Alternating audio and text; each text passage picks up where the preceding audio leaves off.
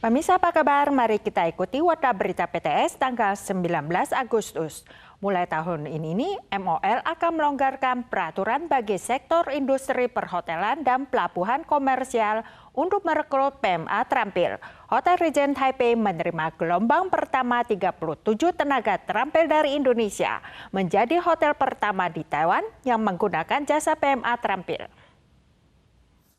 Kinerja industri perhotelan Taiwan berangsur pulih ke level sebelum pandemi, namun malah mengalami krisis staf tata geraha.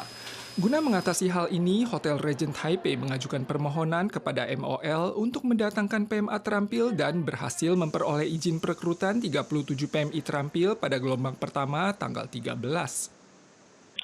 从印尼来的学生，他们是来自巴厘岛。那他们其实之前也曾经在我们饭店工作过。那当时的身份是实习生，那现在也毕业了。那他们也有想要继续在海外工作的意愿。透过这个机制，就把他们再请回台湾来。Mulai tahun ini, MOL melonggarkan izin perekrutan PMA terampil untuk sektor perhotelan dan pelabuhan komersial. Para PMA ini harus memiliki jenjang pendidikan tertentu, kualitas teknis, dan keterampilan bahasa guna memenuhi tuntutan profesional pada industri perhotelan. Selain itu, setelah genap bekerja 5 tahun di Taiwan, mereka dapat mengajukan permohonan izin menetap permanen atau APRC kepada Kementerian Dalam Negeri. MOL saat ini telah merancang jalur perekrutan PMA terampil dari Indonesia dan Thailand serta telah mencapai kesepakatan dengan Vietnam dan Filipina. Selain Hotel Regent Taipei, hingga pertengahan Agustus, jumlah operator industri perhotelan yang mengajukan permohonan proses perekrutan SDM lokal telah melampaui 50 unit, dengan total SDM yang dibutuhkan sebanyak 500 orang. Warga kota Hsinchu menemukan ada PMA Vietnam yang diduga menjual daging anjing secara ilegal. Setelah menerima laporan, otoritas melakukan penyelidikan dan berhasil menemukan seorang PMA Vietnam yang terlibat transaksi jual beli daging anjing. Petugas menyita 9 kg daging anjing di tempat kejadian. Kasus ini akan diproses sesuai UU Perlindungan Hewan. 拦他，去前面拦他，快点！ Polisi menghentikan mobil tersangka dan berhasil menemukan sebuah kantong plastik merah berisi daging anjing yang siap dijual. Warga Hsinchu menemukan PMA kaburan Vietnam yang menjual daging anjing secara ilegal. Otoritas melakukan penyelidikan dan menangkap tersangka dan menemukan 9 kg daging anjing.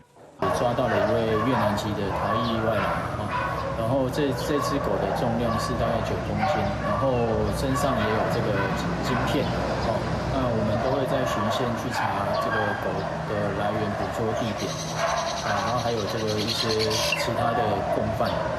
Sebagian PMA memiliki kebiasaan mengonsumsi daging anjing. Namun otoritas menekankan mengonsumsi daging anjing adalah ilegal di Taiwan dan akan didenda $50.000 Taiwan hingga $250.000 Taiwan. 动保所呼吁，依据动保法规定，任何人不得骚扰、虐待、伤害动物，并不得任意宰杀犬猫或贩卖其屠体，违者最重可处2年以下有期徒刑，并科20万元以上200万元以下罚金。 Ini adalah kasus ketiga penjualan daging anjing yang terungkap di kota Hsinchu dalam setahun terakhir. Otoritas menyerahkan kasus ini ke kejaksaan sesuai UU Perlindungan Hewan. Kantor Kejaksaan Distrik Taichung meluncurkan investigasi kasus minyak bermasalah perusahaan CUOC. Direktur perusahaan diduga mengetahui bahwa produk minyaknya bermasalah, namun malah tidak melapor dan berupaya memusnahkan barang bukti. Kemarin pihak kejaksaan mendakwa keempat perusahaan dan 15 oknum atas pelanggaran UU Keamanan Pangan. Kejaksaan Distrik Taichung merampungkan investigasi kasus minyak bermasalah CUOC tanggal 18. Jaksa mendakwa 4 perusahaan mencakup CUOC, Fusou, Fopco, dan Taisun, serta 15 oknum atas tuduhan penipuan dan pelanggaran UU Keamanan Pangan.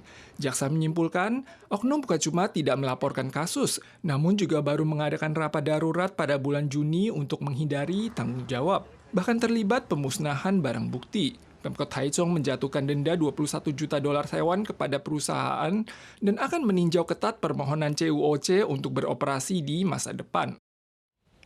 Jumlah korban gempa bermagnitudo 7,7 yang melanda Indonesia akhir pekan lalu bertambah menjadi 70 orang dan 13.000 orang kehilangan tempat tinggal. Sementara itu, upaya pemulihan pasca bencana masih berlangsung di Kolombia. Namun, foto Menteri Perumahan yang baru dilantik sedang berlibur di pantai menuai amarah publik. Area bencana yang diguncang gempa masih tampak mengenaskan. Otoritas merilis data terbaru pekan ini dengan merevisi jumlah korban jiwa menjadi 70 orang. Berhubung upaya penyelamatan telah melampaui periode emas dan jumlah korban hilang juga telah merosot signifikan, misi utama tim SAR kini dialihkan untuk menyalurkan bantuan kepada warga yang kehilangan tempat tinggal.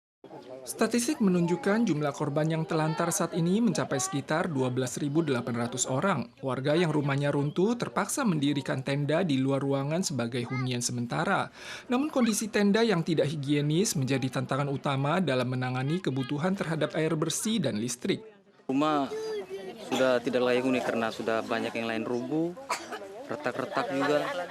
Jadi sudah masuk itu tidak bisa. Jadi kita kembali ke rumah cuma ambil air, pakaian, bantal, dan tidurnya di sini, bermalam di sini.